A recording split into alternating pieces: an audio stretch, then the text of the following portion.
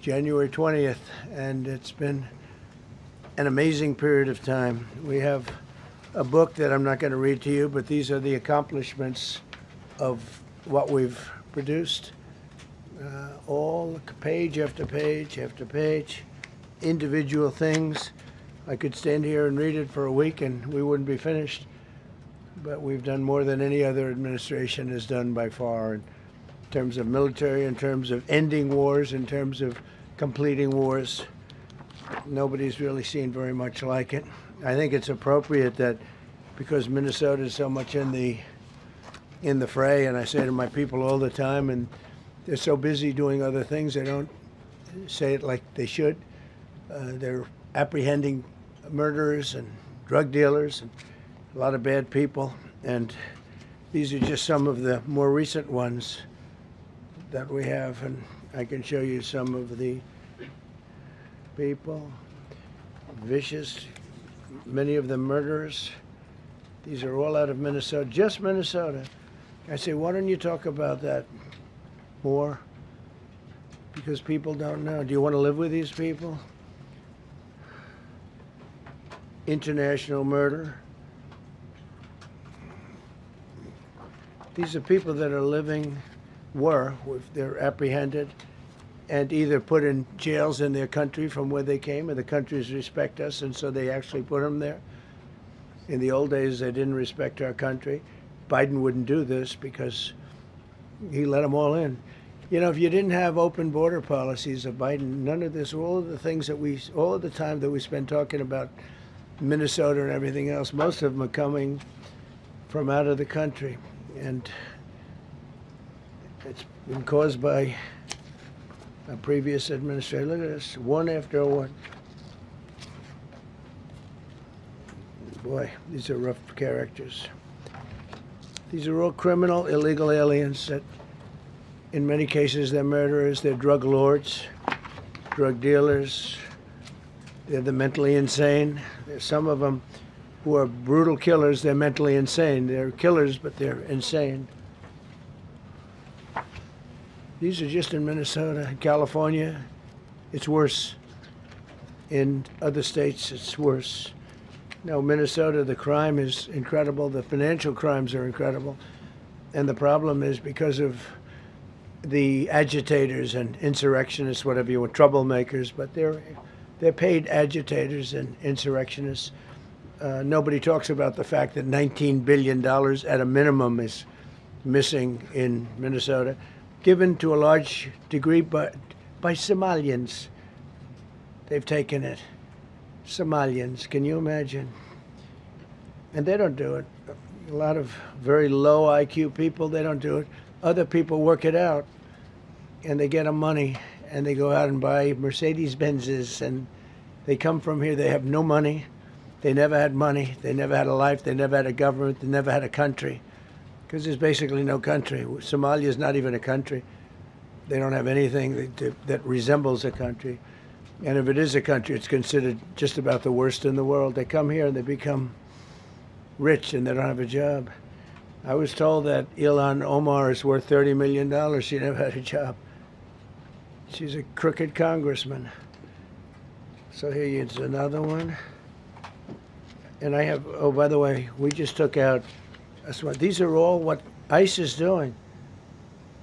And it's a dangerous job. These are rough people. Weapons. This one here is very bad.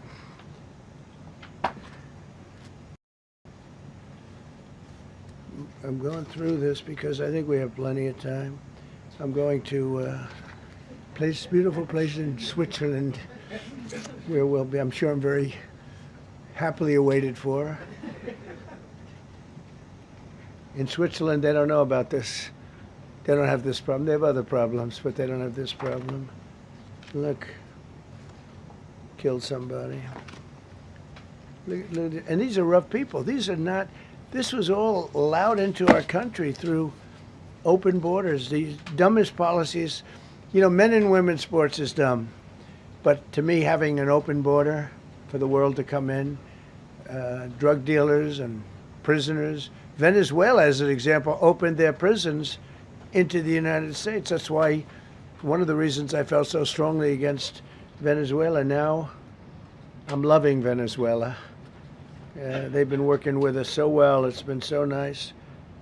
And an unbelievably nice woman also did a very incredible thing, as you know, a few days ago.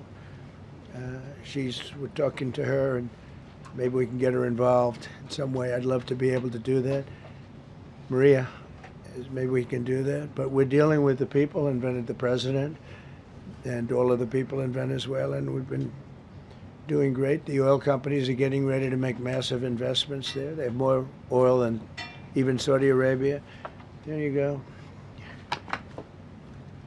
These are rough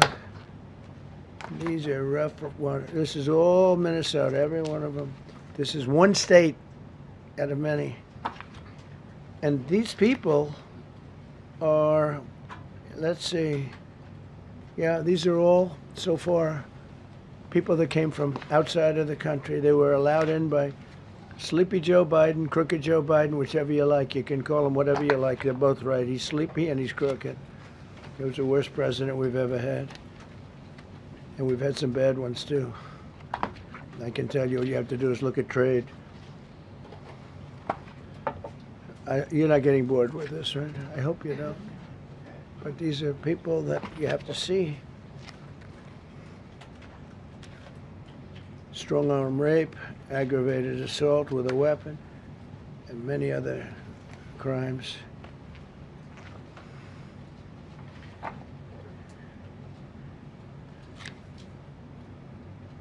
Gang member, known as one of the toughest people around. These are tough people. So this is what the people are trying to protect, because all ICE wants to do is get them out of our country, bring them to prisons and jails and mental institutions from where they came. That's all they want to do. They're patriots, and they have to be abused by guys like Don Lemon, who's a loser, lightweight. I saw him the way he walked in that church. It was terrible. I have such respect for that pastor. He was so calm. He was so nice. He was just accosted. What they did in that church was horrible yesterday. Look at this here. 24 convictions. 24 times convicted. They're not charges. These are convictions. So he comes from outside the country. Do you think he's going to be good here? He's convicted 24 times. He's going to be good here, right? It doesn't work that way. He's a man murdered. One of many. One of many. All they want to do is get him out. They want to take him out of our country. And we're met with paid agitators and insurrectionists, troublemakers. They're paid. You know, when the woman was shot, I felt terribly about that. And I understand both sides of it. But when she was shot, there was another woman that was screaming shame, shame, shame, shame, right? You saw it. So loud. It was like a professional opera singer. She was so loud and so professional. She wasn't a woman that was hurt, like, oh, my heart's injured. She was a professional. She's shame, shame. She's screaming, shame, shame. I said, that's not a normal person. That's a professional. These are professional agitators and professional people that want to see our country do badly. But that's not happening because we have the hottest country anywhere in the world, despite this stuff. Look at this. All top of the line criminals. They're not going to be good. They're not going to be well behaved here. I could do thousands. We had over 3,000 in the last fairly short while. Just in Minnesota. What's the number, Carol? 10,000. 10,000 criminals arrested in Minnesota alone. 10,000 criminals. And these are serious criminals. Now, how can a place with 10,000 criminals, how can you have a state? And yet they're fighting us. He's nodding to me. You agree with me, I guess. I like him. I don't know who he is, but I like him. He keeps nodding. He says, you're right. He's obviously a little on the right side, maybe. Look. These are rough ones. So this, we just took this off a stack. We have many stacks like this. Like, I could go 30 times what I'm showing you now.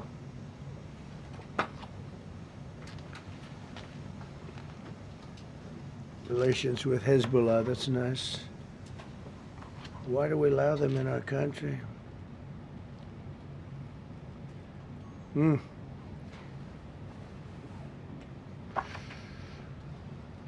just looking at these charges. It's just pretty incredible. Many murderers, many murderers. People that murdered.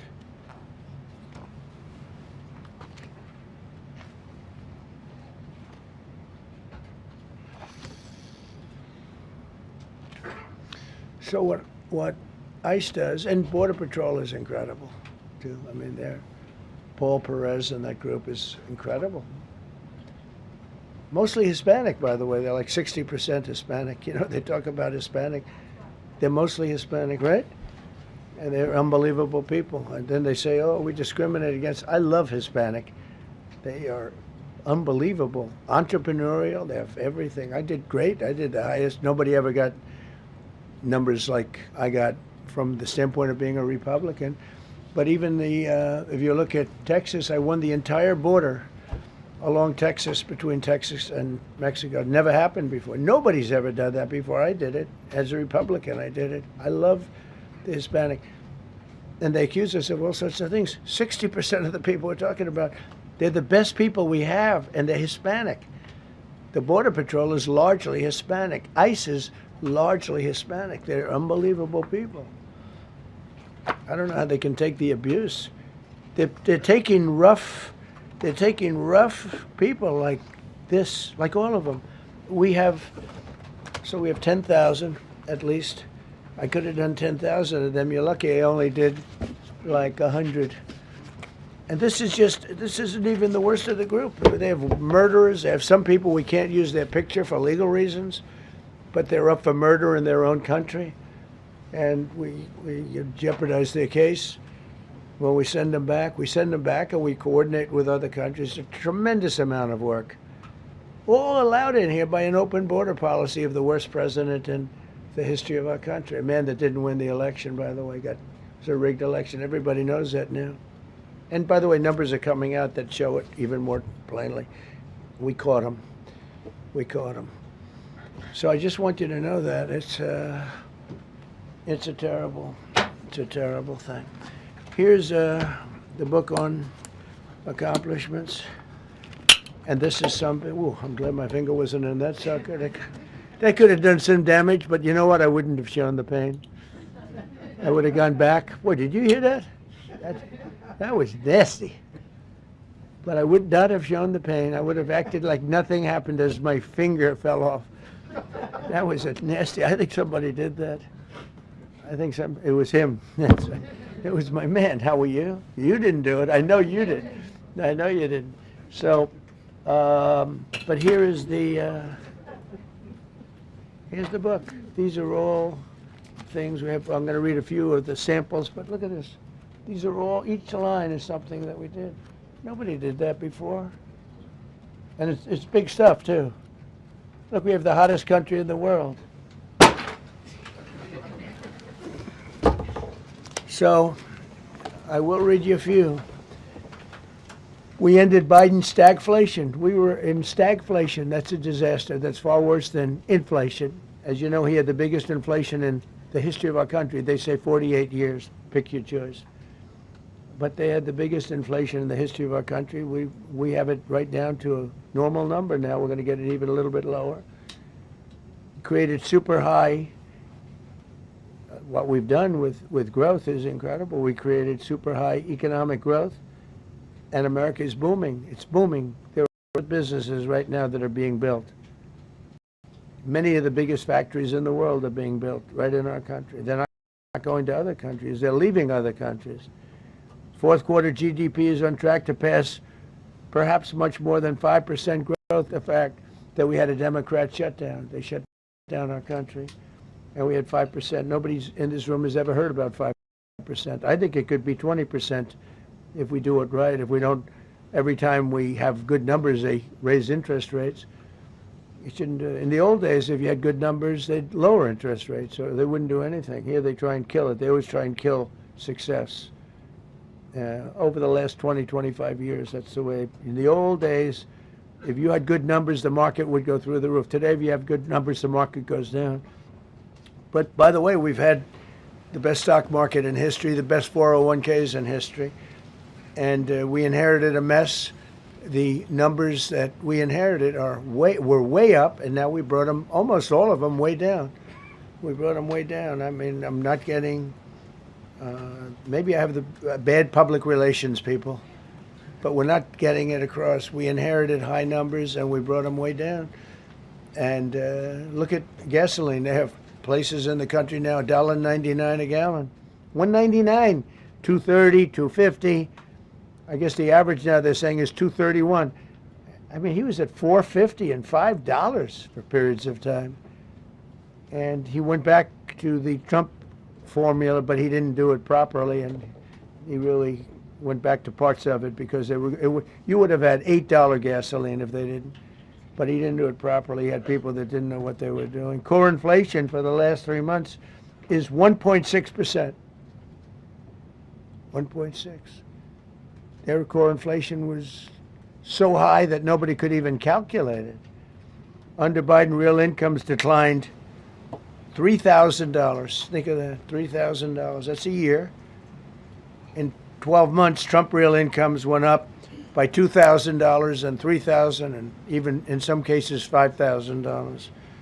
It's a tremendous difference. Stock market has set 52 all-time record highs during the course of the 11 months, because this was done on 11 months. Now we are actually officially 12 months as of today. 52 all-time record highs. That means 401ks did great. I have people see me all the time, policemen that guard us really well, and got to know them a little bit. And they said, "Sir, you're making me look so good. My 401k is through the roof. My wife thinks I'm the greatest genius, that I'm a financial genius, like Warren Buffett." He told me that. He said, I think they have better returns than Warren Buffett right now.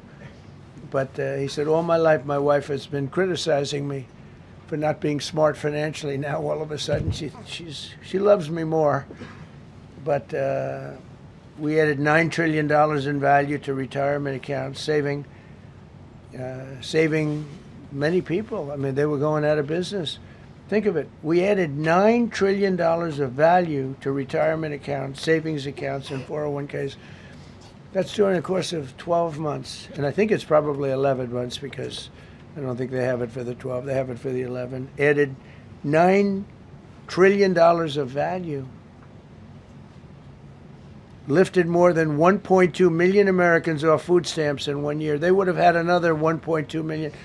We would have had, welfare would have gone up. And instead of investing $18 trillion in our country, now it's probably more than that, but $18 trillion and having thousands of plants being built all over the country, you would have had thousands of plants closing all over the country, and you would have had disinvestment, and you would have had welfare going way up. You know, if you look at SNAP, take a look at SNAP, what happened with that? It was at $7 billion, and it came out to over $51 billion. Nobody has ever seen anything like it. The past administration, they had no clue. Or they were really bad, but they basically had no clue. But they did have a concept. I mean, they're still trying to sell the idea of men playing in women's sports. You saw that in the Supreme Court. I mean, some of those justices were fighting for them, too. They were fighting for them. But you saw that just the other day in the Supreme Court. Men playing in women's sports doesn't work. Secured a record-breaking $18 trillion in commitments for new investments. Apple, NVIDIA, SoftBank, Oracle, TSMC, Johnson & Johnson, Eli Lilly and Company, Micron, AstraZeneca, General Motors, Hyundai, Ford, Honda, GE Aerospace, many, many others. I left a Ford plant a week ago in Michigan that they were going to close 2 years ago, and now they just announced that they're going 24 hours around the clock making cars. Terrorists did it. I don't know what the Supreme Court's going to do. I think to me it reads so plainly. Couldn't be plainer. You're allowed to do a license. Tariff is probably less severe than what a license could be. But think of it. You're allowed to do a license, and then they have a clause at the end, something to the effect, or what is necessary, something to that effect. And what is necessary with tariffs. I don't know where there's a case even there, but we've taken in hundreds of billions of dollars, and if we lose that case, it's possible we're going to have to do the best we can in paying it back. I don't know how that's going to be done very easily without hurting a lot of people. But we're waiting for that case anxiously, and we have tremendous national security because of tariffs and tremendous income. You know, we have, and by the way, no inflation. So everyone said, oh, tariffs will cause inflation. We have no inflation. We have very little inflation. Biden had inflation, and he didn't do tariffs. We had a huge problem. We have a 62 in our trade deficit. So if you had a 1% reduction, a normal president would have a 1%, 2% reduction. Everybody would be high-fiving. Had a 62% reduction. Next year, we won't have a trade deficit. We secured most favored nations agreements to slash drug prices by as much. And to me, I think this might be the biggest thing of all. We get zero talk about it. The New York Times had a story way in the back of the paper, a little story about it. I think it's the biggest thing there is when you talk about health care. Drug prices will go down more than ever before for any country because we were priced at such a level that we were subsidizing the entire world, big place of the world. We were paying 10, 12, 13 times more than other countries. 13 times more, not 13%, 13 times more. A pill that was selling in London for $10 would sell in New York for $130. That's 13 times. More than that even. But we secured most favored nations agreements to slash drug prices by as much as 300, 400, 500, and even 600%, including with Pfizer, AstraZeneca, Eli Lilly, Novo Nordisk, Gilead Sciences, EMD, Serenio, and many others. If you look at some of the prices that are coming down, where a price would come down $1,300 coming down to $87. Think of it. So something that was costing $1,300 is now costing $87. And the fake news doesn't want to write about it. That's why I do this. I don't like to do this, to be honest with you. But I do it because got to get the word out. We signed one big, beautiful bill. I call it the Great Big Beautiful Bill, delivering the largest tax cuts in history. No tax on tips, no tax on Social Security, no tax on overtime. We made interest on car loans tax deductible for U.S.-built automobiles only. So if you buy an automobile built in the United States, we're not doing it for Germany and Canada and different places. We're doing it only if it's built here. We want them to be built here. A lot of the Canadian auto plants are closing and they're moving into the United States. Same thing with Mexico, same thing with Germany, and same thing with Japan and other countries. They're moving into the United States because of tariffs. Because they don't want to pay the tariffs. It's too much. They can't pay the tariffs. So they're coming here. Nothing different than what other smart countries did. But it works better for us under my leadership. It's not done properly, but it's done properly. We have, again, more plants being built than at any time in the history of our country. Passed the largest spending cuts in American history, and that was true in my first. You know, we had a tremendous first term also.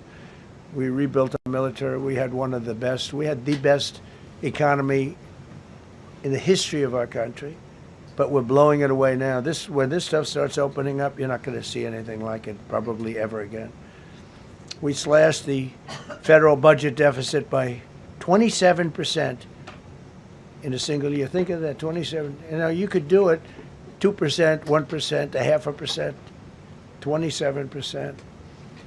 And that's with all of the things we have to do, all of the people we have to put on the payroll to get rid of people that are murderers. Again, when you see people in Minnesota that are murderers, these people are fighting to keep them there. And I say to Christie and to Tom Homan, the great people, they're working so hard. Look at the border. The border is now secure. First time, Biden said you couldn't do it. You need legislation. I had no legislation. I said close the border. Within 1 month, we had almost nobody coming in. Now for the last 8 months, nobody came into our country illegally. And I find that hard to believe because you'd think somebody, because it used to be millions of people just poured into our country. And the people that do that are Democrat sort of aligned. So, I mean, they're not doing me any favors. We had nobody come in. We have a very strong border. We have very few people coming up. They're not going to make the trek because they know they probably won't be coming in. So it's not as hard as you think. But I didn't have to go back. Remember, they said, we need legislation to close the border. They had millions of people coming in a month. We have nobody coming in. And we're getting the murderers out. Murderers, people from prisons and jails. Many countries opened up their prisons and dropped them into the United States. Those are the people we're getting out. And we have a lot of heart. And I said, you got to lighten up on this. We have a lot of heart for people. They came in illegally, but they're good people, and they're working now on farms, and they're working in luncheonettes and hotels and all. And we're looking to get the criminals out right now, the criminals. And I think it's very important. I mean, every once in a while you see a story. He should be out because they came in illegally. So in theory they should be. But we're focused on the murderers, the drug dealers, the mentally insane. We have a lot of mentally insane killers. I mean, you can't even talk to them. It'd be nice if you could have a little reason, but you can't even reason. These are seriously ill people. You have a couple of countries where they were loaded up. Their mental institutions and insane asylums were loaded to the gills. They couldn't get. They're empty now. But they're filling up because we're bringing them all back. We know where they came from. And every country accepts them. You know, under Biden, they wouldn't take. They had so little respect that they'd bring them there and they wouldn't take them. They said, get the hell out of here. They would be bringing a plane in to land in a country, and they'd put 5 planes on the runway so you couldn't land the plane. So they'd come back with the people that they were bringing back. They don't do that with me. They do that with me. They have problems. They don't do it. They accept them back. They're not happy about it, but they accept them back. Cut a record number of regulations. I promised to eliminate 10 old regulations for every one new regulation. Instead, we cut 129 old regulations for each one added. Think of that. I wanted to do 10. In my first 4 years, I did. When we put on a new regulation, you had to cut 8. This year I said you have to cut 10. Instead, we cut 129. So every time, so far, can't remain like that, I don't imagine. I hope I can, because we have so much wasted regulation, stupid regulations. Regulations where they go by California, which is a disaster state, with a governor that truly is doing a bad job. He's killing that state. If he ever ran the country, this country would be Venezuela. Very quickly. Using tariffs slashed the U.S. trade deficit by an incredible 77%. The trade deficit is down, and that doesn't include the last month where we had our best month. We slashed the trade deficit by an incredible 77% in 1 year with no inflation, something that everyone said could not be done. So we had essentially no inflation. In fact, the last month we had almost no inflation. But we slashed the trade deficit by 77%. If you slash it by 1%, that was good. Again, we did that with tariffs and intelligence. We did that with November 5th, great election. We secured historic trade deals to reduce barriers on U.S. exports with countries covering 40% of all U.S. trade. Think of that. American exports are up by more than $150 billion this year. People said, oh, we're not exporting. All we do is buy. If you keep buying, you're not going to have a country for very long. So we increased exports by more than $150 billion. Investment in American factories is up 41%. That's a record. Nobody goes 41% up. You go 2% up, 1% up. You go down by 3%. If Kamala got elected, the 41% up would be 41% down. We removed over 270,000 bureaucrats from the federal payroll. That's another thing. So we have, we announce our unemployment numbers, call it unemployment or employment, and they were very good. But we could make them great. But we've slashed tremendous numbers of people off the federal payroll. Because ultimately, if you're on the federal payroll, I mean, we have jobs where they had 10 people for every job. So we cut. Now, if you want to see some good numbers, I'll hire 1 million people. We cut millions of people off the federal payroll. I don't like doing that, but the good news, I don't feel badly because they're getting private sector jobs and they're getting sometimes twice as much money, 3 times as much money. They're getting factory jobs. They're getting much better jobs and much higher pay. But all I have to do is say, like, what the Democrats do all the time. They hire 1 million people, and then they hire another million. They load it up, and it says, oh, they only have a 3% unemployment rate. It's a fake rate. So with us, we're proud of the fact that we cut so many because, again, I don't want to cut people. But when you cut them and they go out and get a better job, I like to cut them. And sometimes they have to be forced to do that because it's like they want to stay where they are. They don't know. And then all of a sudden they end up, we have many cases, Caroline, where people were devastated. They hated Trump. I got caught from my very boring federal job where they had, again, sometimes 10 people to do one job. And they were very upset. And now they ended up with a job where they get paid 3 times more money. They're ending up buying houses. It's like crazy. So they went from not liking me to liking me a lot because it's hard to get. We need people. We need people. It's one of the reasons. I mean, when you have good people on the farm or good people in hotels and everything else, we want to work with them as much as we can. Under Biden, 1 out of 4 jobs added was a government job. Think of that. So 25% of the jobs added. That's when you know that, that's 25% of the jobs aren't real jobs. But again, I could do that. I could add 2 million jobs right now, would have an unemployed. I could say just hire some more people. I do the opposite. I say get rid of everybody that's unnecessary because that's the way you make America great again. When you have, all these jobs where people are sitting around doing nothing and they get a lot of money by the government, it's no good. But that's what the Democrats do. They show, oh, we were at 4% unemployment. That's a good number. But they just add jobs, or they wouldn't cut. They would never cut jobs. Under Trump, 100% of all new jobs created have been in the private sector. Think of that. Not 1% has gone to federal. So under Biden, 1 out of 4 was a government job. Under Trump, 100% of the new jobs created, 100% came from the private sector. That's how you make your country wealthy and strong and good. We inherited the worst border in history and turned it into the strongest border in history. Illegal crossings have plummeted to the lowest level ever recorded, down 99.999%. That means down 100%. 99.99. Now, I want to find out who that one person is. For 8 months, 0, and these are government numbers. These are not my numbers. For 8 months in a row, 0 illegal aliens were admitted to our country. 0. Nobody came in, unless they came in legally. We have a big process for having people come in legally, by the way. A lot of people are coming in legally. They have to prove they love our country. They have to prove that they're not going to need welfare. A lot of things they have to prove. For the first time in 50 years, we are now seeing reverse migration, where because we're getting all of these illegal people out. People that came in illegally, in many cases they're criminals, in many, many cases. Remember when they used to say that the people that come into our country as immigrants are very nice people, they're wonderful people, they don't commit crime. No, they make our criminals look like babies. They make our Hell's Angels look like the sweetest people on earth. The Hell's Angels are now considered a nice, high-quality person.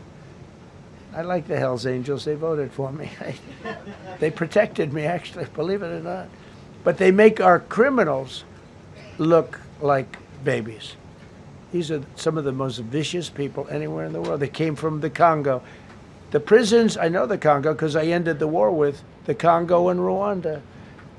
Tough group, very tough group. They came from prisons in the Congo. Some of the toughest, meanest people you'll ever meet. Thank you very much. They allowed them to come into America. These are tough people. Before my election, 100% of net job creation was going to foreign migrants. Since my inauguration, 100% of the net jobs created have gone to American-born citizens. That's a big thing. In other words, we're now taking care of our people. 100% of net jobs created have gone to the American-born people. Before that, we didn't care. Designated Tren de Aragua, MS-13, and the Mexican drug cartels as foreign terrorists, and we've hit them hard. You've seen what we've done on the water. We're starting to do that on land. The land is much easier, actually. Water is incredible. We did that on the water so that when you do it on the land, they don't go to the water. Nobody's going into the boat business right now, I can tell you. 97% down drugs coming in by water. Think of it, 97%. Nobody ever heard of that before. They heard 2%, 1%. It went up 2%. 97, and we're looking for the 3%. Who the hell are the 3%? They're crazy. But we've taken out almost 100% of the drugs coming in by water. Now we're going to be very shortly starting drugs coming in by land. We know exactly where they're coming from. Removed tens of thousands of illegal alien gang members, drug dealers, murderers, child predators, human traffickers, fraudsters, savage criminals, and others. We removed them from our country. They're out. They're gone. In some cases, they're so dangerous that we put them in jail because we don't want to give them to their country. Their country doesn't do anything, and they end up coming back. We have some that they're so bad that we don't want to really release them. We want to put them in a jail where we know they're properly ensconced.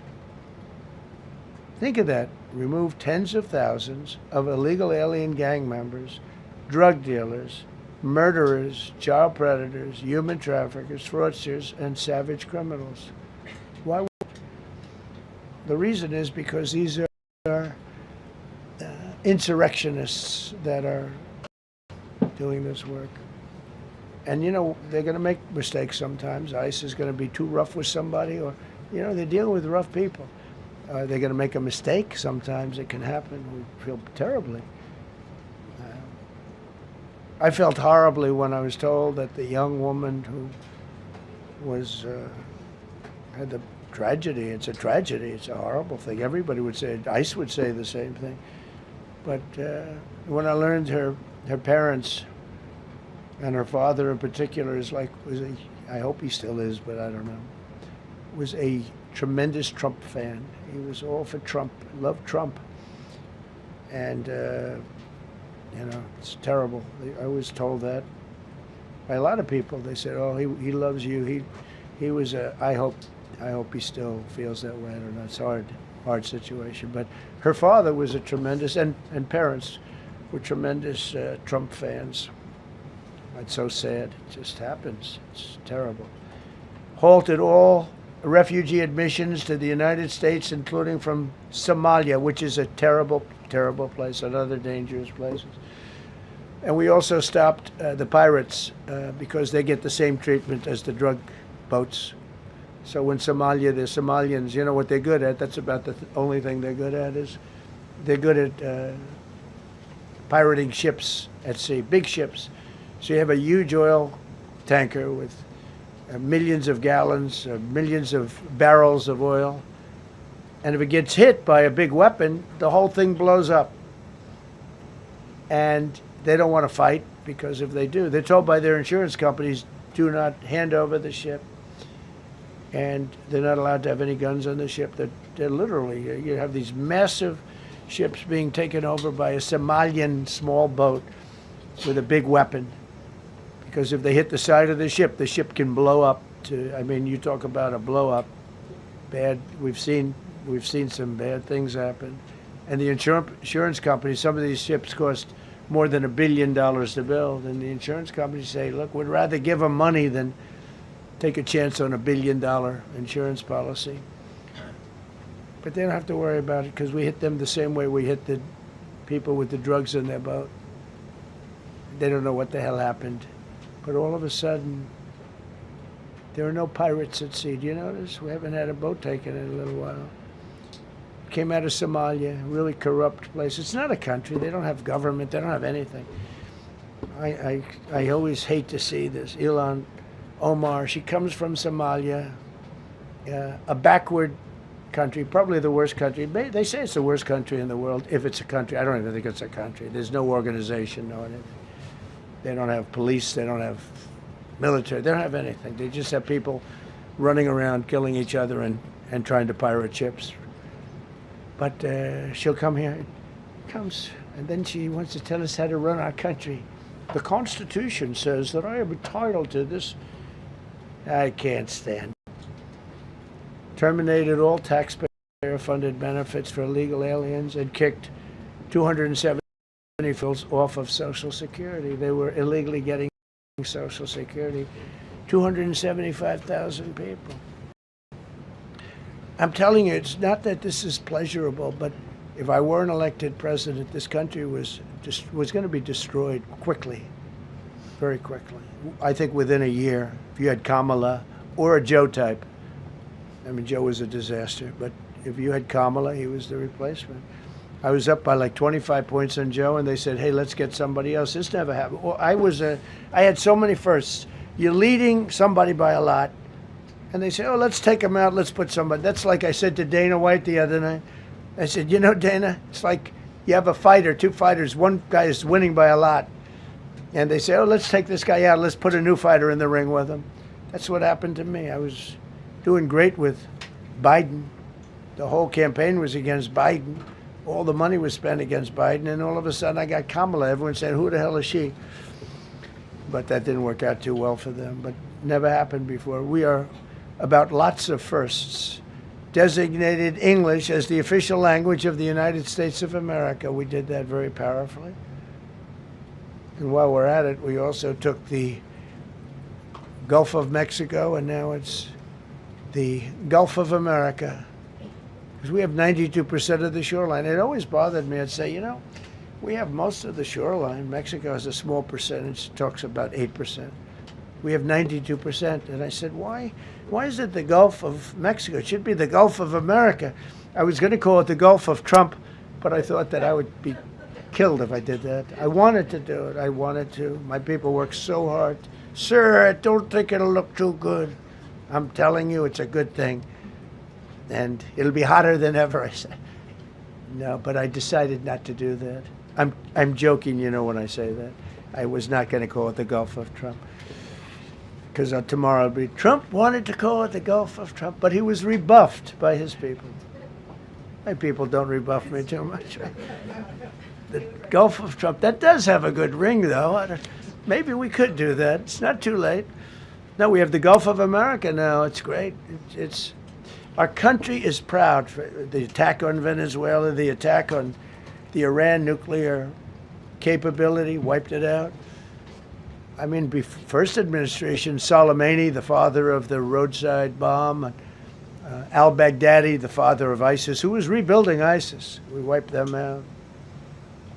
Done a great job. Signed an order that will end birthright citizenship for children of illegal migrants. You know, that case is in court right now. That case was meant for the children of slaves.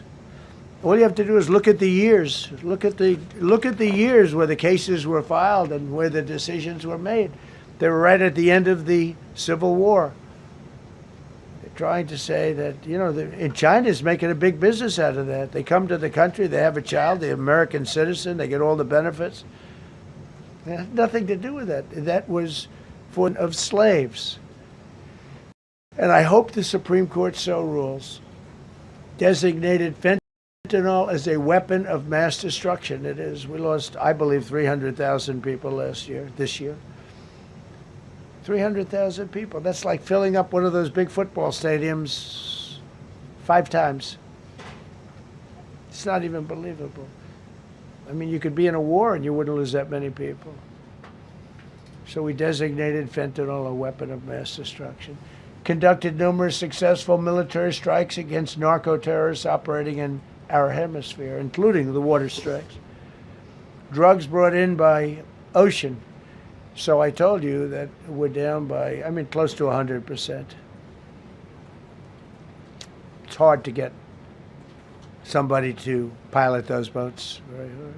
They have to be people that don't watch television, don't read the news. And we just blew up their facility. They had a docking facility where the drugs were stored.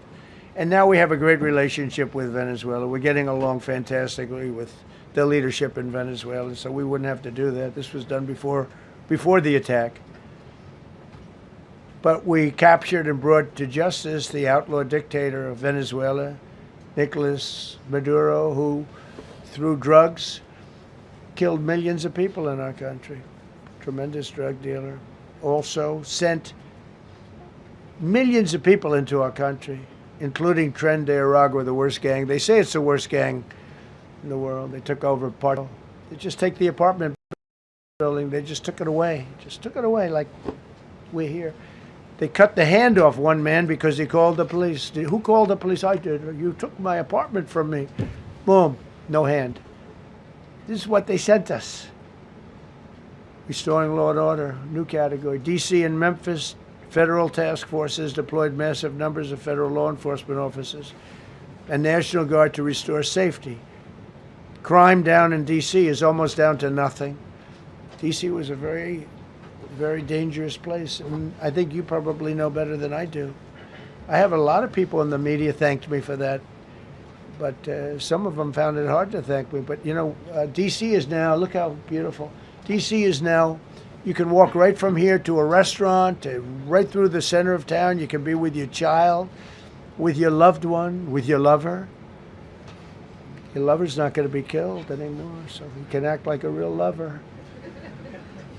But you can walk right through the middle of the town, and D.C. is beautiful again, too, you know. You notice we took all the fences down, almost all, the rest are coming down. We got the graffiti all off. National Guard's been amazing. You know, we didn't tell them to do that. That's not their job description.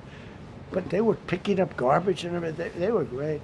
And I don't know, to me, a town, it looks better when you have military people. These are big, strong guys, are bad guys. Look at them and they say, we're not going to mess around. But what they don't know is that we took over 2,000 people out, permanently out of D.C. These were career criminals.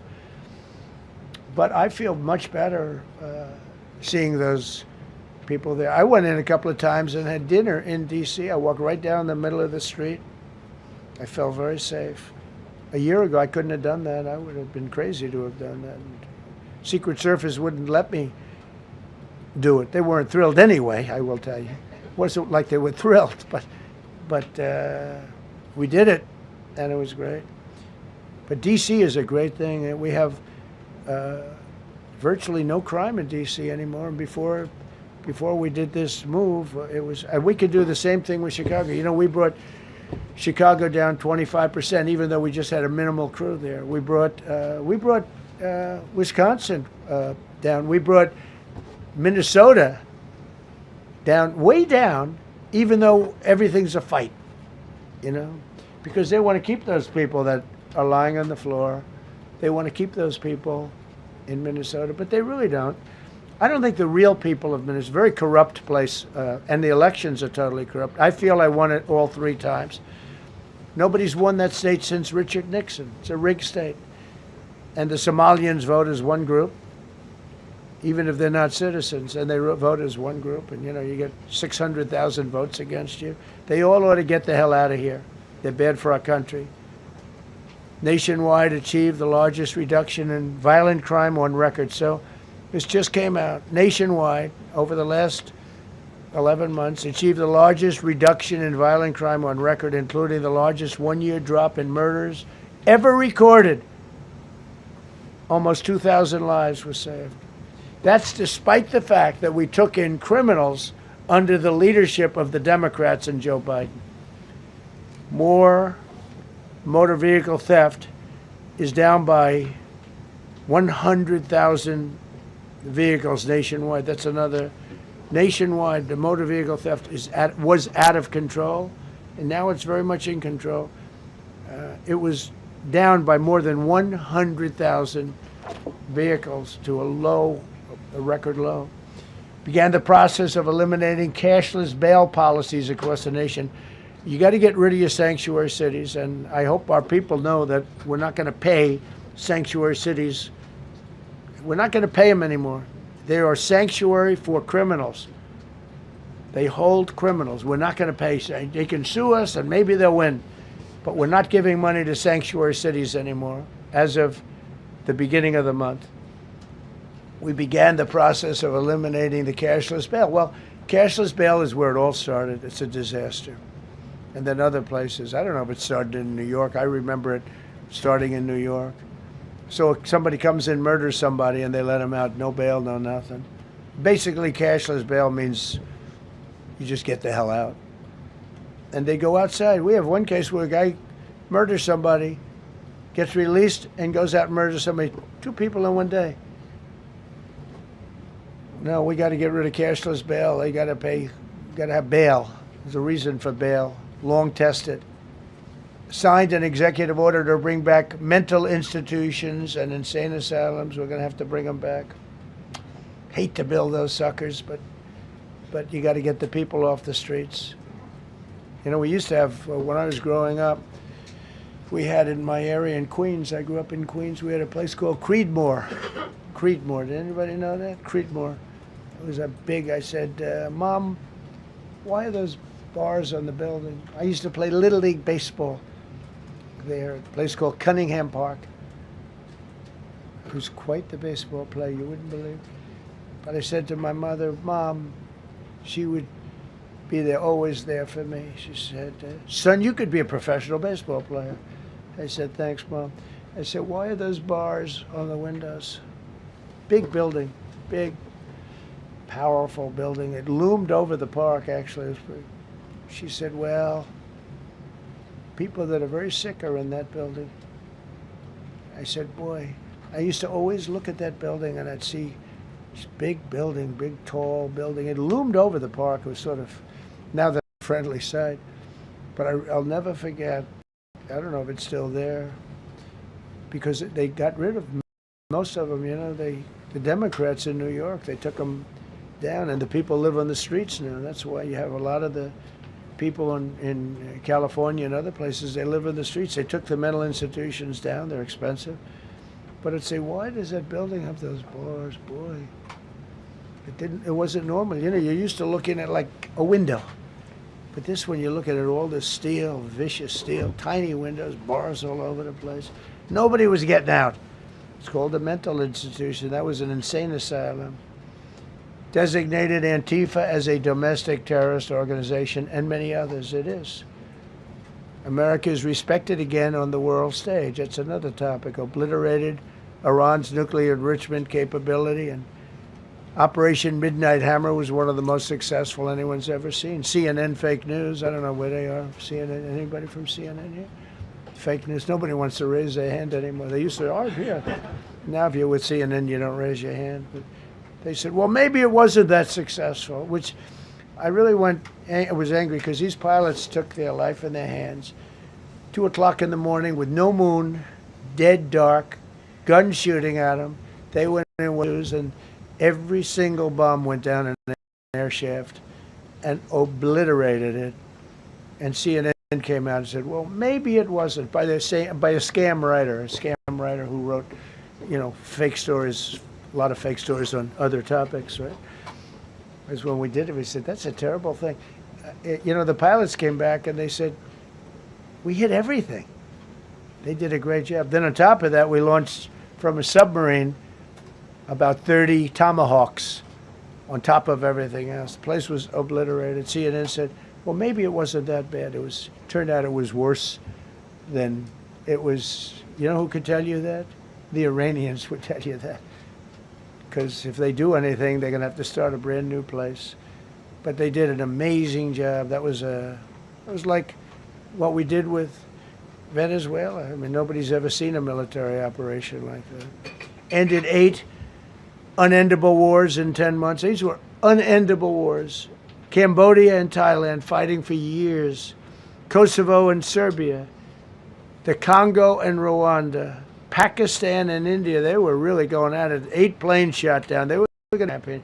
The Prime Minister of Pakistan was here, and he said President Trump saved 10 million people and maybe much more than that. They're both nuclear countries. Israel and Iran. Egypt and Ethiopia were going to fight over a dam, and I got them to stop. I still got to work it out because they put a dam up in Ethiopia that stops the flow from a little river called the Nile. I always think of the Nile being in Egypt, you know, beautiful Nile with the pyramids, but they put a dam up. You know who paid for the dam? The United States of America. It's the biggest dam, I think, in the world. They put a dam up. I said, how did you let that happen? Why would we have done that? We financed it. This country would, I don't know, maybe it was a Republican president, but I don't think it was. I think it was a Democrat. But what a terrible thing. So Egypt basically is, you know, they don't have enough water in the Nile. And they use that for a lot of things, including entertainment and travel and tourism and everything. I mean, I don't know. They got a big dam. I got to work that one out now, too. Armenia and Azerbaijan. President Putin told me, I cannot believe you settled that war. I've been trying to settle that war for 10 years. Armenia and Azerbaijan. They were fighting it for many, many years. And I ended up getting the heads of both countries in my office. The beautiful Oval Office, much more beautiful now than it ever was. And one sat on one side, one sat on the other. He said, you know, I've been the head of Azerbaijan for 22 years, and for 22 years I've been killing his people. And the other gentleman, and both very good guys, said, I've been here for 7 years, and for 7 years I've been killing his people. And they started over there, and within an hour they were next to each other, and by the time we ended, they were hugging each other, and it's been a great peace, you know? Should have gotten the Nobel Prize for each war, but I don't say that. I saved millions and millions of people. And don't let anyone tell you that Norway doesn't control the shots, okay? It's in Norway. Norway controls the shots. They'll say, we have nothing to do with it. It's a joke. They've lost such prestige. That's why I have such respect for Maria doing what she did. She said, I don't deserve the Nobel Prize. He does. When she got it, they said, wow, that's amazing. I thought President Trump would get it. President Trump deserves it. He ended up 8 wars. How nice, right? She's a good woman.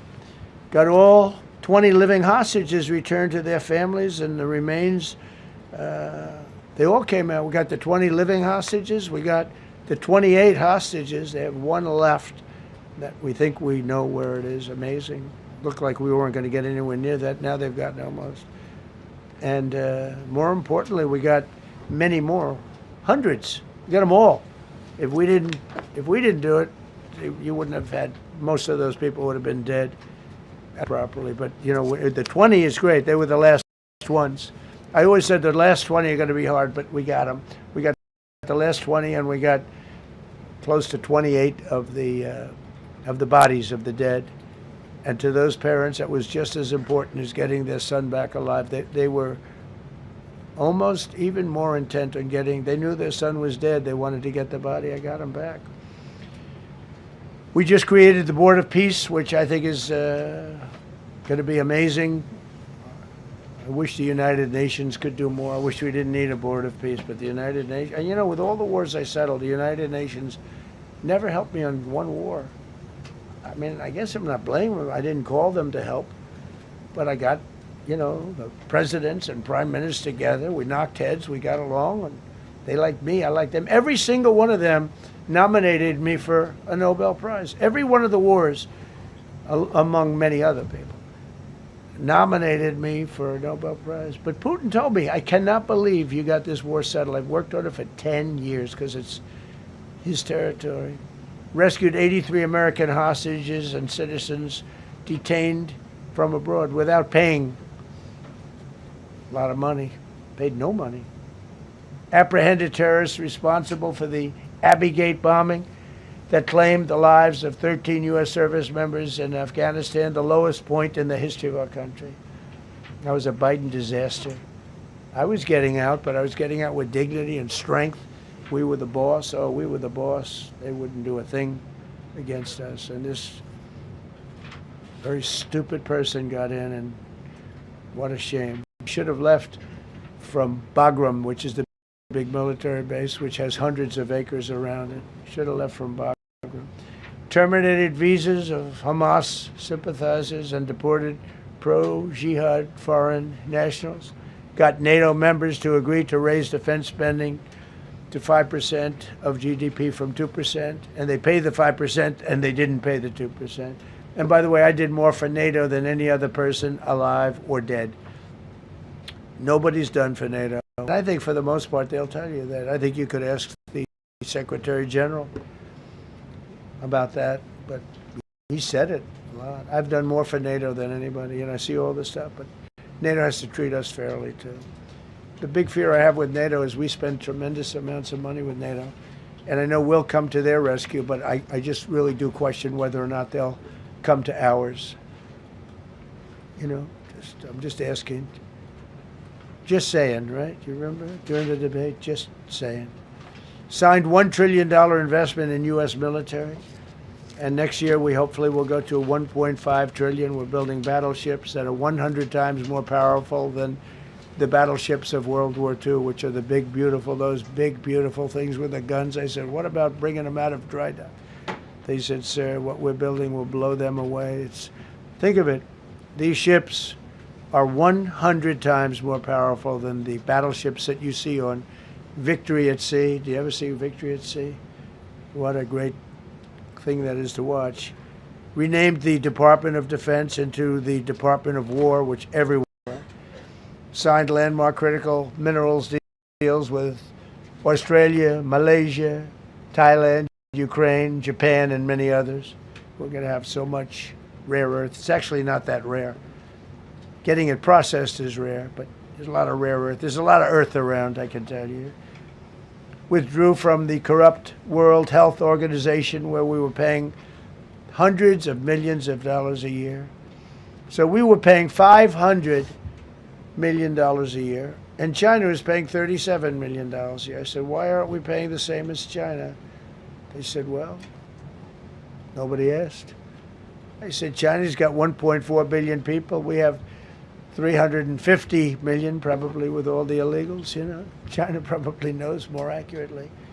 But we have much smaller in terms of the number of people. We have a much more powerful military, but we have much smaller. I rebuilt the military during my first term, by the way. And while they gave away a lot to Afghanistan, the Taliban, which was just horrible seeing them. Every year, seeing them do that military down some dirty street is a disgrace. But while Biden gave a lot of it away, it's a tiny fraction compared to what we did. I rebuilt the military, and now we're continuing to build it. And bigger and better, we need it. Peace through strength. But we withdrew from the corrupt World Health Organization. But we were paying $500 million. They were paying 37 or 39 million. And I said, how come?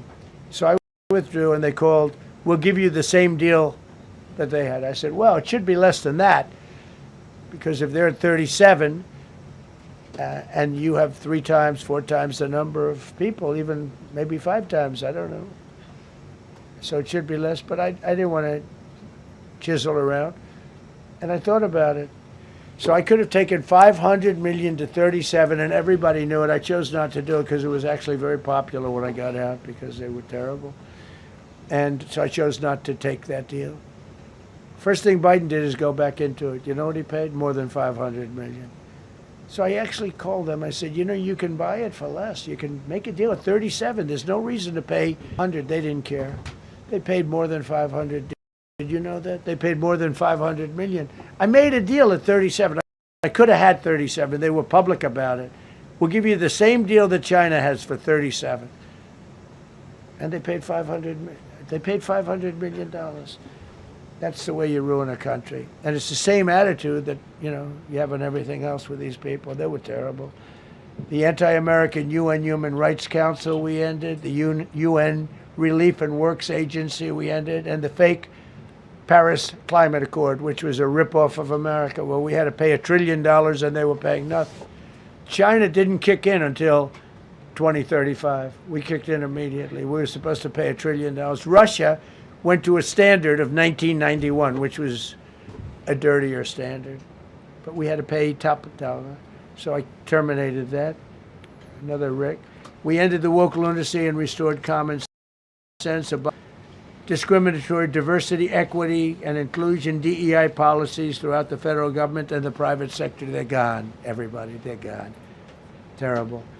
Terminated the Green New Scam and ended the insane electric vehicle mandate. I love electric vehicles.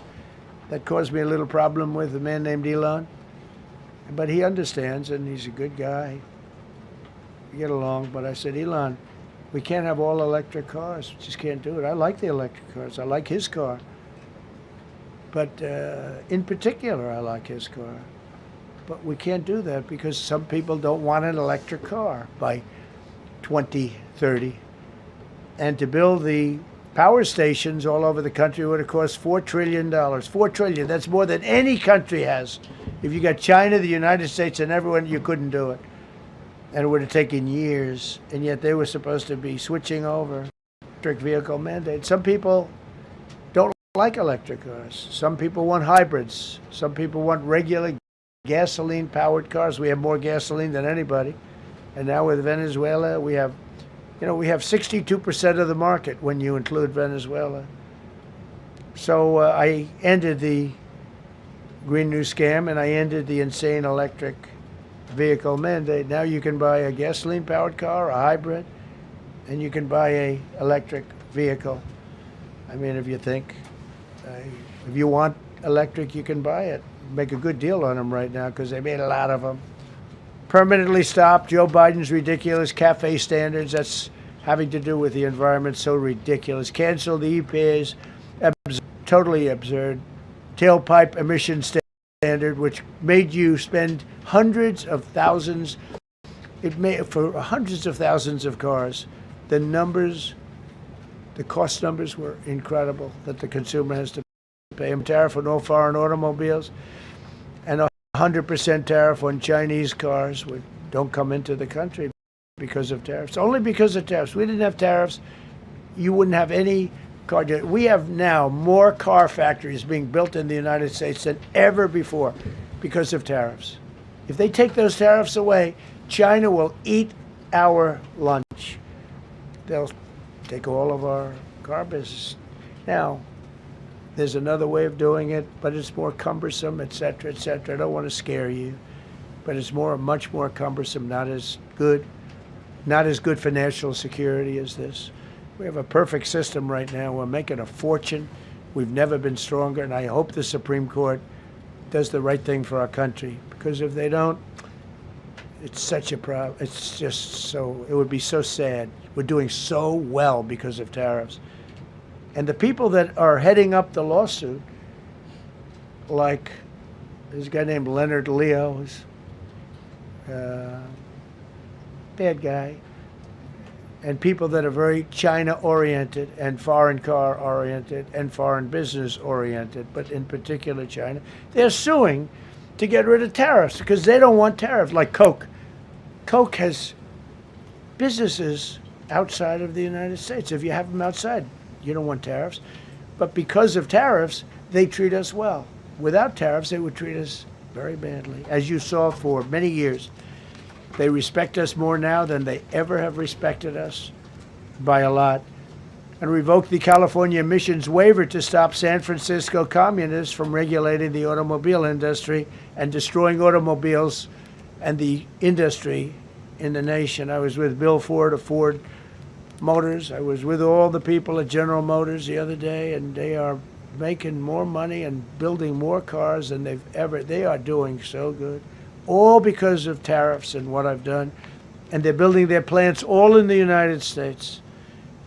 Reopened Anwar for drilling. That's a big deal. Launched a massive Alaskan pipeline project to export natural gas to Asia. We made a deal with South Korea and with Japan that gives us money, the likes of which nobody's ever seen before. Signed executive orders to end Biden's war on coal and put, I say, clean, beautiful coal. I never say the word coal. It has to be preceded by the words clean, beautiful coal. Back to work. The miners love Trump. I think I got 100% of their vote. We banned transgenders from the military. We don't want transgender in the military. Ordered reinstatement of patriots expelled from our military with full back pay. So we had some people that were terminated and they're coming back into our military. Fired the woke boards of visitors at our military service academies. The boards of visitors were run by radical left, maybe communists, maybe not, but they were still heavily radical left and they were bad for us. Signed an executive order to remove anti-American propaganda from federal museums and national parks. Required the federal employees to return to work in person or be fired. We don't want them sitting in their home or in their bed working. We want them in an office that we're paying for in Washington, D.C. or wherever it may be. And we've largely taken care of that mess. That was crazy. I guarantee you they're out on the ball fields. I guarantee you they're out playing golf. And you can't run a country or a company that way. I think it's happening even so with countries and companies. But we had so many of our federal workers, they wouldn't come into work. Signed an order banning all government censorship and restoring free speech. Made it the official policy of the United States government that there are only two genders. This was not a tough one. Two genders. Can anybody guess what they are? Male and female. I think the Democrats know that to admit it. Ban the use of puberty blockers, hormone injections, and other chemical and surgical mutilation of children. Can you imagine saying this 15 years ago? That we banned the use of puberty blockers, hormone injections, and other chemical and surgical mutilation of our children. You know, when I say it, I say, do I have to say that? I actually asked my people today, yes, sir, because people, that's where the country went. Banned men from playing in women's sports. Big Supreme Court case in that. I mean, I can't believe it. Some of the justices were fighting hard for men to be able to play in women's sports, a couple of them. I can't imagine it, but I think anybody that rules that way should lose a lot of credibility. But we banned men from playing in women's sports. All you have to do is look at the records, look at weightlifting records, look at swimming records, look at track and field. It's not fair. It's very demeaning to ban transgender ideology and critical race theory from our schools. Secured unprecedented settlements with Brown University, Columbia University, and many other colleges, including the University of Pennsylvania, where I went, the great old Wharton School of Finance. To restore fairness and merit, we're working with Harvard right now. They've been very anti-Semitic. Terrible what they've done. And we'll see what happens. I hear we have a deal, but who the hell knows with them? They have a lawyer that wants to show how hot he is. Ended taxpayer-funded student loan forgiveness for radical left and anti-American activists. Can you believe it? Began the process of abolishing the Federal Department of Education and returning education back to the states. And Linda McMahon is doing a fantastic job. Ended Joe Biden's weaponization of our government and removed his hand-picked radical left Marxist prosecutors from the Department of Justice, like deranged Jack Smith. He's a sick son of a bitch. They gave me the worst of the worst. And here I am.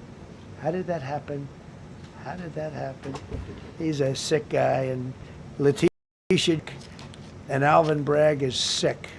They're sick people. And others. Fani. You can't call Fanny. She doesn't like it. She wants to be called Fani. Fani Willis. I won. Can you imagine? Putting somebody through that? And then if I suggest that somebody may be guilty of a Terrible crime. Oh, he's weaponizing government. Trump is weaponizing government. It's terrible. Can you imagine? They say to me about weaponize. I don't weaponize anything. But what they did to me, nobody ever went through what I went through. And here I am in a place called the White House. It's a beautiful place. Who would have thought, right? Signed legislation to cut all taxpayer funding to woke and biased NPR and PBS. And they're sort of gone now, I guess. I heard they closed up. They were terrible. They were so unfair. They were so terrible. Officially reinstated Columbus Day. I like the name Columbus Day. The Italian people are very happy about it. Remember, when you go to the voting booths, I reinstated Columbus Day. That was an easy one. Christopher Columbus. Cut Social Security wait times by 50%, serve 65% more Social Security recipients by phone, and are on track to doubling the service and performance compared to the Biden administration. We're 2.5 to 3 times better and faster. Slash VA claims backlog to the lowest number ever. Created Trump accounts starting with $1,000 for every newborn baby. This is something that's become so popular. And I give Mr. and Mrs. Michael Dell Computer, who put in $6.25 billion, started with nothing. And he actually invested all that money to give to kids so that when they grow up, they have an account that might be worth a lot of money. It'll be riding with the markets. And, you know, they can, at 20 years old, 21 years old, they could have $100,000. They could have a lot of money. That's going to be amazing. But I to Mr. and Mrs. Michael Dell signed an AI executive order to ensure the United States dominates the future of artificial intelligence. So we're leading China. We're leading the whole world. We're producing more electricity than we ever have because I'm allowing every one of those plants to build their own electric facility. We're giving them very, very fast approvals, unlike Los Angeles with the fire. So the federal government, I want to give a lot of credit to Lee Zeldin. The hardest approval for the 20,000 houses or more that burned down in Los Angeles because they didn't have the water. They didn't allow the water to come down from the Pacific Northwest. They routed the water into the Pacific Ocean. So we had no water there. No, he had. I would say open up the water. Open it up to the governor, to the mayor. They didn't want to do it. They wanted to protect a tiny little fish that's, you know, I said, how can you have a fish when you don't have any water? It was just an excuse, I guess. But it's amazing. We took 20,000 houses, and Lee Zeldin, the toughest permit is from the federal government. Within 2 weeks, every single permit was given to the people to build their houses. Then you have the incompetent mayor of Los Angeles. He's neutral, who decided to go to Africa during the fire. So you have this incompetent mayor, and I had it out with her the night when I got, right after the fire, I went there. She said, we're working on it so that we can have everybody starting to build within 2 or 3 years. Remember that? I said, you mean 2 or 3 days? No, I mean 2 or 3 years. And the place went crazy. Well, they still haven't gotten their permits. But every federal permit, every single one has been given a year ago. And Lee Zeldin has done a great job. And he's done a great job in the approval of all these big plants and factories and all of the electricity that they're creating for themselves. I said to Zuckerberg, I said to all of them, I said to Jeff Bezos, I said to everybody. Mark Zuckerberg couldn't believe it. He said, you know, where are we going to get all the electricity? Because you need double the electricity that the country currently makes just to fire up those big plants. I said, well, nobody can do that. So what we're going to do is let you make your own electricity. Nobody believed it. And I said, we're going to get you fast permits. So we get them within 2 weeks. And they're coming up with some of the most incredible electric plants you've ever seen. So each of the buildings, AI or otherwise, is building their own electricity. They're building their own plant. And it's incredible. Many of them are under construction already. They're going to have, we're leading AI, and we're leading China by a lot. established a MAHA presidential commission, banned many artificial food dyes, as you know, issued new vaccine recommendations, and created new real food pyramid. And Bobby and Dr. Oz have been incredible. Provided $12 billion in aid for American farmers. Just gave them $12 billion in aid because they got screwed by other nations. And the number of drug dealers have fallen every single month since I took office. Drug dealers are way down in the United States, and that's a small version of what's sitting right there. That's just a small version. We took a country that was dead, and it's the hottest country in the world right now, and that's after 1 year. So let's go. That's a lot of people. Go ahead, please. Yeah, go ahead. Thank you so much, Mr. President. I have two questions for you. One, do you want your Board of Peace to replace the UN? Well, it might. I mean, the UN just hasn't been very helpful. I'm a big fan of the UN potential, but it has never lived up to its potential. The UN should have settled every one of the wars that I settled. I never went to them. I never even thought to go to them. They should be able to settle those wars. They don't. I believe you got to let the UN continue because the potential is so great. And I wonder you invited Lula from Brazil to be part of the Board of Peace. I did. What role do you expect him to play, especially a big role. I like Venezuela? Yeah, and another one, because the Are you from Brazil? Yes. The EU and Mercosur just signed a trade agreement this weekend, which is going to be the biggest trade zone, free zone in the world. Right. At the moment, you are talking a lot about tariffs. What is your reaction to that? So, two questions, Lula. Well, I just think this. I think we have trade like we've never had before. We're doing better in trade than we ever have before. We're not being ripped off by every country in the world like we were before. We're doing numbers that nobody's ever thought possible. We're the richest we ever were. It's because of tariffs and the proper use of tariffs, and we're also the most secure. As an example, Iceland, without tariffs, they wouldn't even be talking to us about it. So we'll see what happens. I think it's going to work out quite well. Yeah, right behind. Thank you, Mr. President. How would you characterize your relationship with Emmanuel Macron and Keir Starmer right now? And have you spoken to them since your Truth Social post last No, I night? haven't, but I think I get along very well with them. I mean, they always treat me well. They get a little bit rough when they're, when I'm not around. But when I'm around, they treat me very nicely. And, I like both of them. They're both liberal. They've got to straighten out their countries. You can't, London is having a lot of problems. And if you look at Paris, got a lot of problems. They have two problems, immigration and energy. They got to stop with the windmills, and they got to go back like UK has an unbelievable asset called the North Sea. Norway uses it, makes a fortune. They have a better section of it, and they don't do it.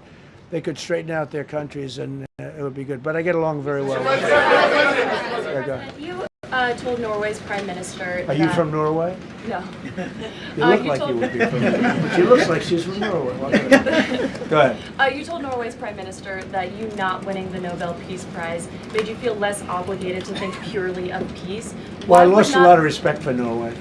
And I believe very strongly that Norway controls the Nobel Prize. But you have to understand, I settled 8 wars. I've had every one of those wars, every participant wrote, I didn't ask them to do it. They sent in strong they make recommendations for that. But I settled 8 wars. No president's probably ever settled 1 war. I don't know, think of it. I did 8. The reason I do it is because it's easy for me to do. And I didn't do it for a Nobel Prize. I did it because I'm saving a lot of lives. I'm trying to settle the final one. I'm trying to do Russia-Ukraine. And when Russia's ready, Ukraine's not. When Ukraine's ready, Russia's not. But they're losing 25,000 people a month on average. And I'm trying to get that one done. But no, I feel that Norway has tremendous control over who gets the Nobel Prize, despite what they say. How far are you willing to go to acquire Greenland? You'll find out. Mr. President, Kevin Hassett has said that those $2,000 tariff rebate checks would be up to Congress to decide whether or not to disperse that Do you agree with Kevin Hassett on that, or do you think you can do that unilaterally? No, I don't think we would have to go the Congress route, but we'll find out. The reason we're even talking about it is that we have so much money coming in from tariffs that we'll be able to issue at least a $2,000 dividend and also pay down debt for the country. But we'd do a $2,000 dividend to the people of our country. Would probably set a limit of, income limit where it made sense. But we will be able to make a very substantial dividend to the people of our country. I believe we can do that without Congress. Last night on Truth Social, you said that the British plan to hand the base at Diego Garcia over to Mauritius and then rent it back was an act of great stupidity. Previously, you've backed that deal. Is it now your position that the deal should not go ahead? I think that they, when they originally were going to do it, they were talking about doing some concept of ownership. But now they're looking to essentially just do a lease and sell it. And I'm against that. It's a reasonably nothing like Greenland, but it's a reasonably important area of the globe. Not here, Greenland, but I think they should keep it. I don't know why they're doing it. Do they need money?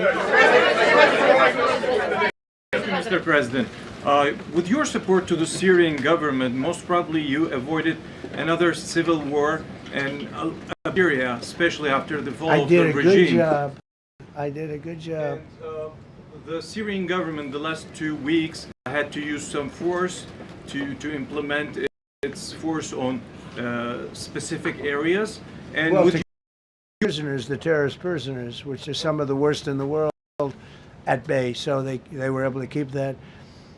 He's the president of Syria. Is working very, very hard.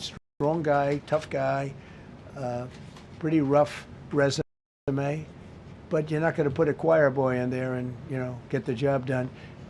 I spoke with him yesterday because we were talking about the prisons and what was going on. We have some of the worst terrorists in the world in those prisons, and he's watching them. Serious, sir. Mr. President, Gavin Newsom is going to be at Davos if he's not already there. You're probably going to run into him. I presume that this is for him to raise his platform for 2028. But what do you anticipate his foreign policy platform is going to be? I don't know. I mean, I don't know that he's going to be the nominee. I know this. I had a very good relationship with Gavin Newsom when we were, in office together. I was president. He was the governor of California.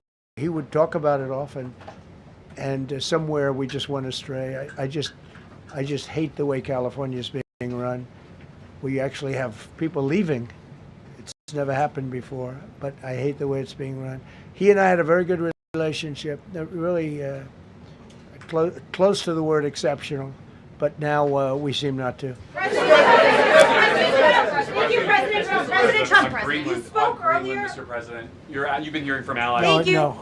Thank you so much, President Trump, Lindell TV. And you spoke earlier about the 2020 election. Now that Maduro is in U.S. custody and he was criminally charged, has any more information emerged that you could share with us regarding Venezuelan election software and Venezuelan ties to tampering with the 2020 election? And would you consider speaking to Maduro personally in prison in New York to get some answers on Venezuela's involvement with the 2020 election? No, I don't think I would be doing that. I think my lawyers would be very unhappy if I did that. Yeah, they've learned some things. Please. What happens to the tariff threat to Greenland if the Supreme Court comes out and rules against you on the tariffs? And well, I'll have to use something else. I mean, look, are you willing to use force? Take a look at the word license. Take a look at other things. I mean, we have other alternatives. But what we're doing now is the best, the strongest, the fastest, the easiest, the least complicated. Sir, if you move ahead with the Greenland-related tariffs on Europe, you secured almost $1 trillion of commitments from them to invest in the United States. Does that go put out the window if that happens? I doubt it. Look, they need that agreement very badly with us. They really do. They fought very hard to get it. So I doubt that, but we'll see what happens. We have a lot of meetings scheduled on Greenland. I'm leaving tonight, as you know, for Davos. And we have a lot of meetings scheduled on Greenland. And I think things are going to work out pretty well, actually. Thank you, Mr. President. Could you still go to Paris for the G7 emergency meeting as offered by President Macron? No, I wouldn't do that.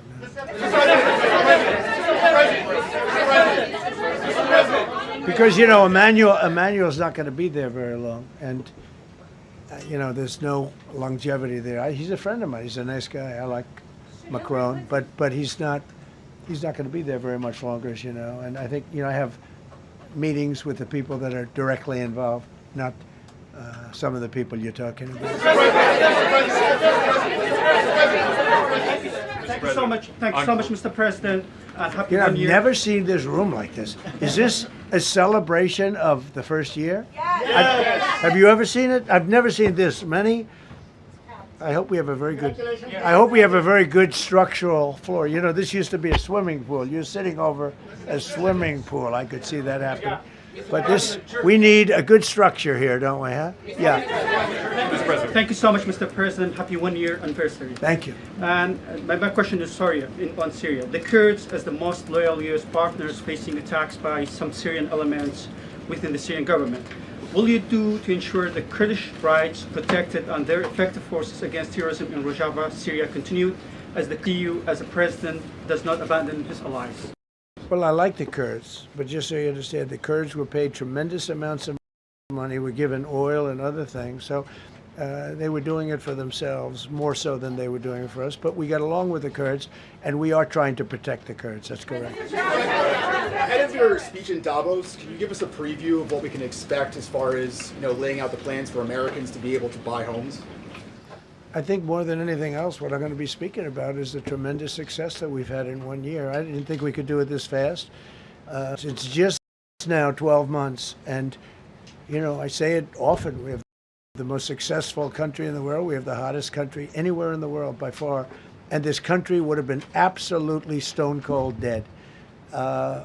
And I'm going to be talking about it. I'm going to be, because, you know, a lot of them could use some of the advice as to what we did.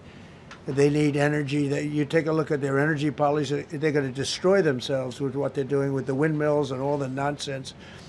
They need energy help badly, or they're going to be in big trouble, and they need immigration help badly. How much longer? Call it. I do.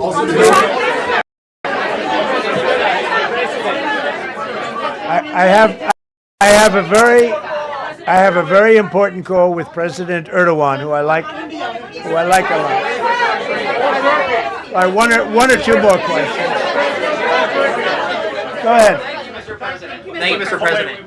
During Go your ahead, second, please. Go ahead. One Thank you, question Mr. about the President. critical we had one. Yes? Thank you, Mr. President. The red blouse. Go ahead. You talked a lot at the beginning about the economy, some positive economic indicators. Polling shows the majority of Americans don't feel the economy is doing well. Are you worried you're making the same mistake as President Biden? No, I hope I don't make the same mistake as him. Look, I inherited a terrible, it's a great question, because we inherited a terrible, terrible mess between the border, between all the problems falling apart. And in 12 months, less than 12 months, in 12 months, we have the strongest border we've ever had. We have prices that are much, much lower than they were for the last.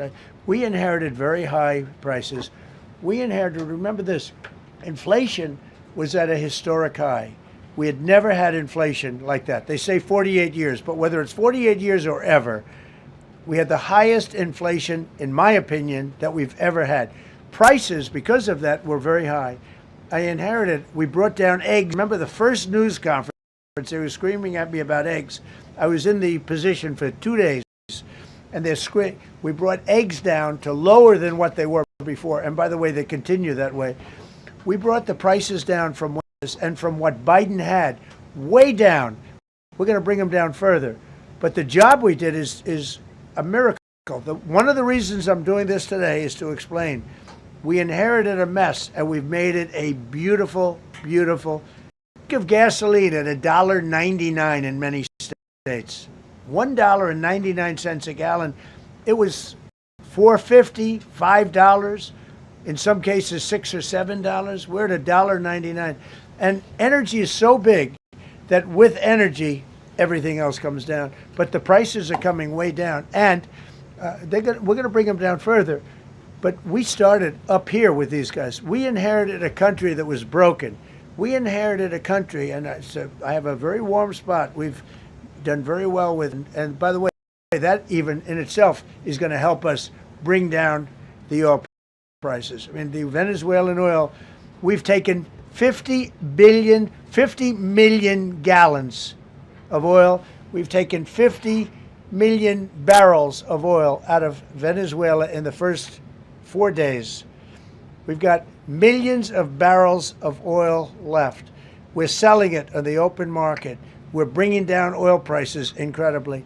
And when they come down, and they've already come down, $1.99 a gallon for oil. Nobody thought they'd ever see it. All right, one or two more.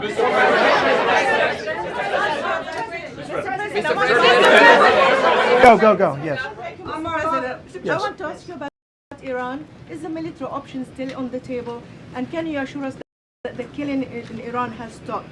And when regard to the Peace Council, which members have to pay $1 billion? So with Iran, are you from Iran? No, I cover the White House. Where are you from? I'm Palestinian American. So with Iran, they were going to hang 830, and I let them be known that, and we let them know that if that happens, that will be a very bad day for them. And they decided not to do it. They didn't hang the people. I can't tell you what's going to happen in the future, but supposedly they've taken that off the table. But they were going to hang on Thursday or Wednesday. They were going to hang I think, 837 people. And they didn't hang anybody. So we're just going to have to see what happens with Iran. Is the military option off the table?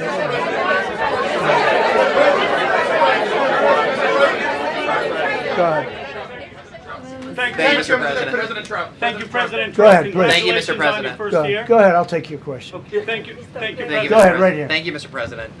You promised during your second inaugural to always put America first. I'm curious, how would you winning the Nobel Peace Prize improve the lives of average, everyday Americans? Why is this prize so important? It wouldn't improve the lives of any. What improved the lives of people are people that are living. I saved probably tens of millions of lives in the wars. You know, if you add up the numbers, just if you look at any one of those wars, you're talking about millions of people. You multiply it times 8. But when you look at Afghanistan, that could have been 10, 15, 20 million people. Could have been more than that. So I saved millions of people. So that's what? You suggested a moment ago that perhaps the reason why a positive story about the economy isn't getting through is because of, bad communications people. But are average Americans wrong to still feel high prices? And how much longer does the White House hope that they? So I think a lot of people are listening to the fake, and I'm not blaming anybody. I think I blame ourselves. I think we've done a much better job than we're able to promote. We're doing a great job, and we're sort of letting the promotion take care of itself. One of the reasons I'm doing this news conference, I think it's important. We have taken a mess and made it really good. It's going to get even better. But if you look at prices from a year or a year and a half ago, you look at the Biden prices, they were way up through the sky. And, they use the word affordability. They just say affordability and they don't talk about it. They created the affordability problem, and we are solving it. We have solved it. Again, everybody agrees in this room, I think, gasoline prices have come per gallon way down when that comes down, but they've come down way down. Many of the groceries have come way down. It's all happening, and it's happening. But if you go back a year and a half, 2 years, take a look at those prices and look at the prices now.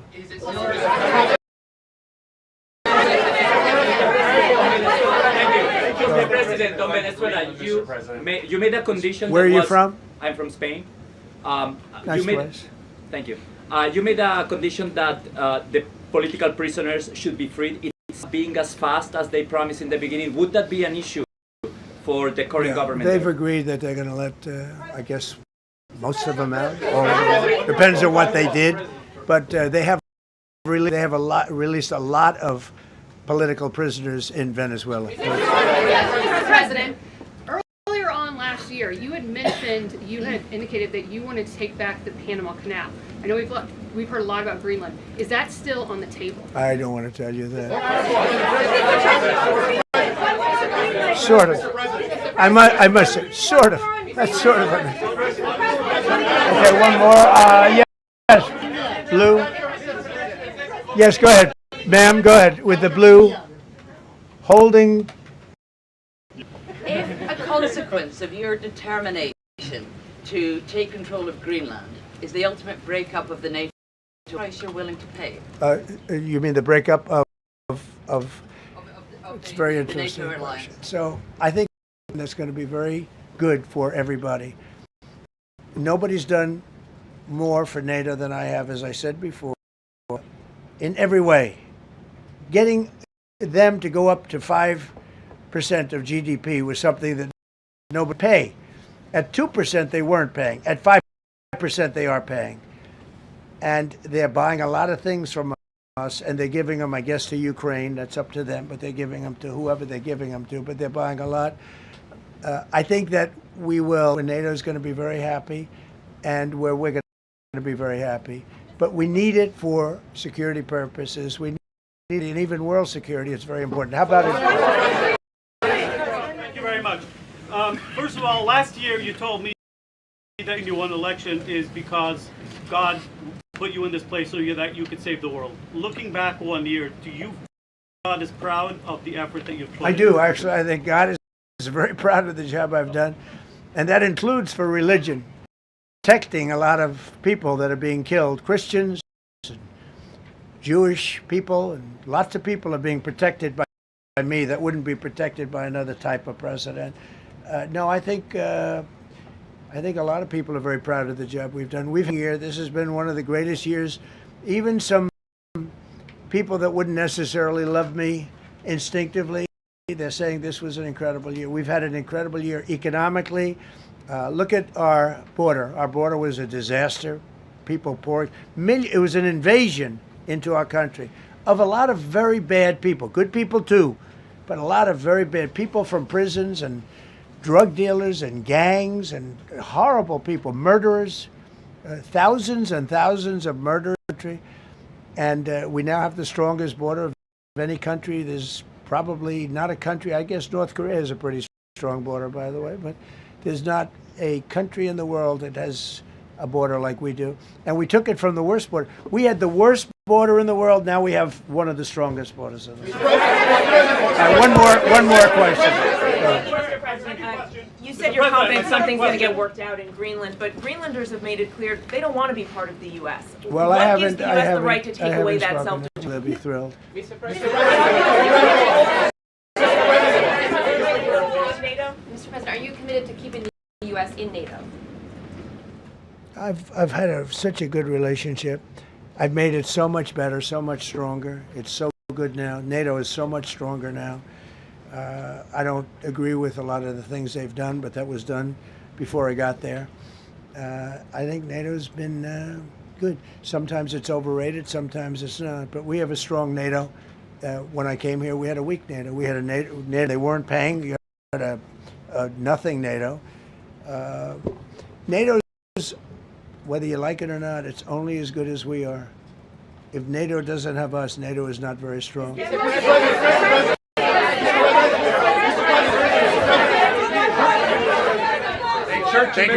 Yes, no, behind you, please. Thank you, President Trump. Yes, go ahead. Really appreciate it, sir. We heard a long list of accomplishments from the last year. Could you cherry pick the top three? And then looking forward, what are your three for 2026? So I think the building of a really powerful military has been a great achievement, and that would include the Venezuela thing. That would include the attack on Iran and the wiping out of the nuclear threat. I think that's been amazing what we've done militarily. I think what we've done in business has been incredible. We have $18 trillion coming in. Plants are being built all over. Thousands of plants are being built all over the country. 18 trillion is a record. No country has ever come anywhere even close to that. I think that's a record. And I think that most favored nations for drugs is something that nobody thought they'd be able to get. Tariffs helped me there because the nations would have never gone along with it if I wasn't able to say, if you don't go along with it, we're going to put a 10 or a 15 or a 20% tariff on your nation. And they went along. And our drug prices are going to come down at numbers never even seen before, never even thought possible before. So those would be three things. Thank you. Thank you all very much. Thank you. Thank you very much. How much did you pay for Greenland, sir? Congratulations. How was the game? Go Indiana.